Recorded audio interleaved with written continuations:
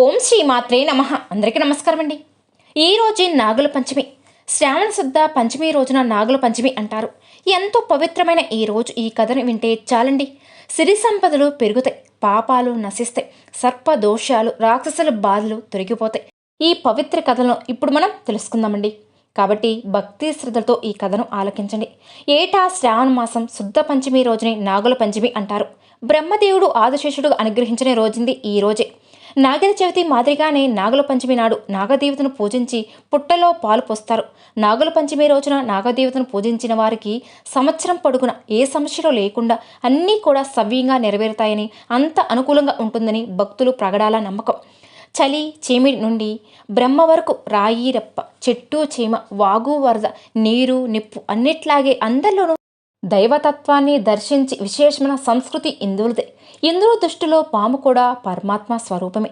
1000 పడగల ఆదిశేషు విష్ణుమూర్తికి పాన్పు, కశ్యప ప్రజాపతికి, కద్రువ దంపతులకు, అనంతుడు తక్షకుడు, వాసుకి శంకుడు, ఐరావంతుడు మొదలగు వారు అందరూ జన్మించిన తర్వాత కనపడిన వారల్లా కూడా కాటు వేస్తూ భయభ్రాంతులు చేయసాగారు.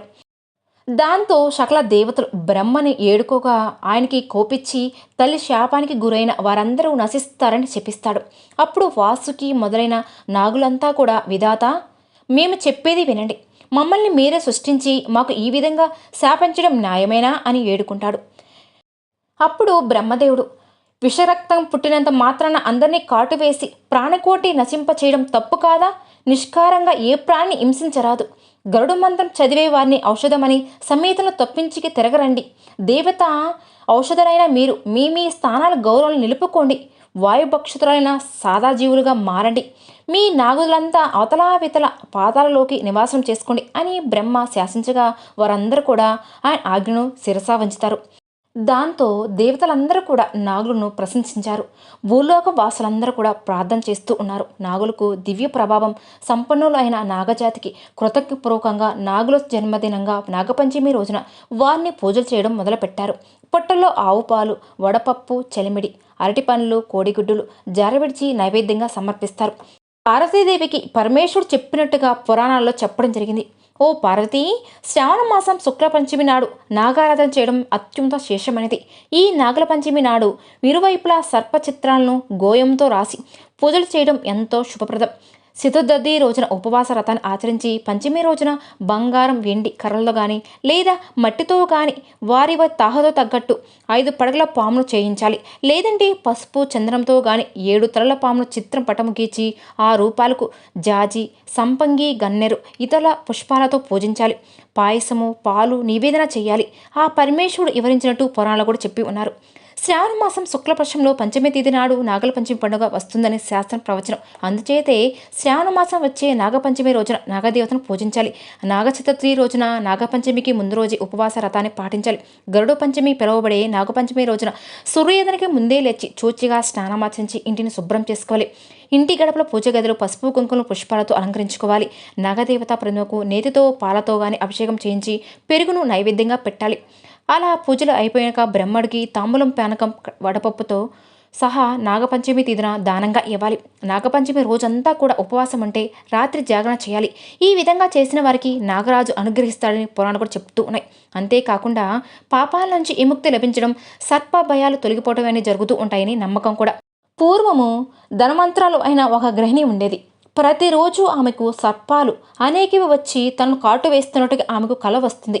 దానితో ఆమె భయభ్రాంతులవుతుంది. ఒకరోజు వారి కులగురువు వారి ఇంటికి వచ్చి ఆమెను దినగాథను వింటాడు.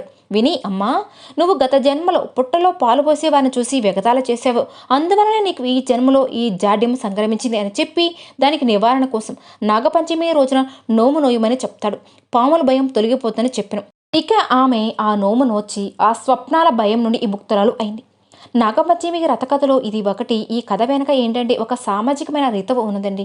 ఇతరులకు ఎవరికి మనం ఇబ్బంది కలగని విధంగా ఎవరైనా సరే తన కుటుంబం యొక్క ఆచరణను తాము పాటిస్తున్నట్లయితే వారిని మనం ఎగతాళి చేయకూడదు. ఎవరి విశ్వాసం వారిది కదా.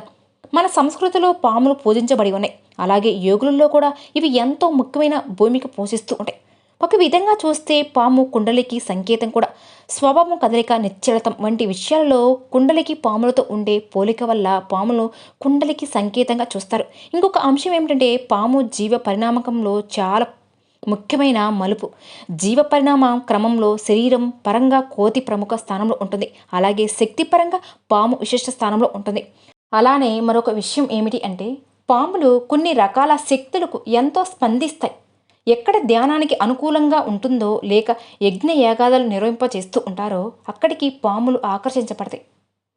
స్వభావం, కదలిక, నిశ్చలతం వంటి విషయాల్లో కుండలికి పాములతో ఉండే పోలిక వల్ల పాములు కుండలికి సంకేతంగా చూస్తారు. అందుకే ఈ సంస్కృతిలో మీరు పామును చంపడం నిషేధం.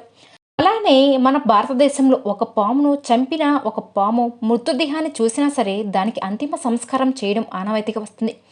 జీవపరంగా మనిషికి పాముకి ఎంతో దగ్గర సంబంధం ఉండడం వల్ల ఈ సంస్కృతిలో పాము కూడా మనిషిలాగే ఎప్పుడు సరైన అంతిమ సంస్కారాన్ని పొందుతూ ఉంటుంది.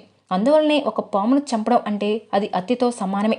నాకు తెలిసినంత వరకు అండి, పాము లేని గుడి అంటూ ఎక్కడ ఉండదు. ప్రతి గుడిలో ఎక్కడో ఒక చోట చిన్న పాము విగ్రహమైనా ఉంటుంది. అన్ని ప్రాచీన దేవాలలో పాములు ఉన్నాయి. ఈ మధ్య కొన్ని గుడిలలో ఉండకపోవచ్చు, కానీ మీరు పాత పురాతన దేవాలలో మీరు ఒకవేళ అక్కడికి వెళ్ళి చూడండి, పాముల కోసం ప్రత్యేక ఒక స్థానం కూడా ఉంటుంది. ఎందుకంటే అది జీవ పరిణామక్రమంలో చాలా ముఖ్యమైన మలుపు కాబట్టి. అంతేకాకుండా ఎన్నో విధాలుగా జీవ ప్రేరణకు కారణం కూడా అదే. కాలసర్ప యోగం ఉన్నవారు ప్రత్యేకంగా నాగపంచమి రోజున నాగదేవతలకు విశేషంగా పూజలు నిర్వహిస్తూ ఉంటారు. కాలసర్ప యోగం ఉన్నవారికి అనేక కష్టాలు ఎదురవుతూ ఉంటాయండి. అలానే సవ్యంగా జరగవలసిన కొన్ని పనులు కూడా మధ్యలో ఆగిపోతూ ఉంటాయి. అలానే ఊహించని అవరోధాలు వస్తూ ఉంటాయండి. ఏదో ఒక రూపంలో మానసిక అశాంతి అనేది కలుగుతూ ఉంటుంది. అలాంటప్పుడు నాగపంచమి నాడు పుట్టలో పాలు పోయండి. కాలసర్ప దోషాలు శాంతి చేయించుకోవాలి. దాంతో దోష నివారణ జరిగి సుఖ సంతోషాల అనుభూతి అనేది వస్తుందండి.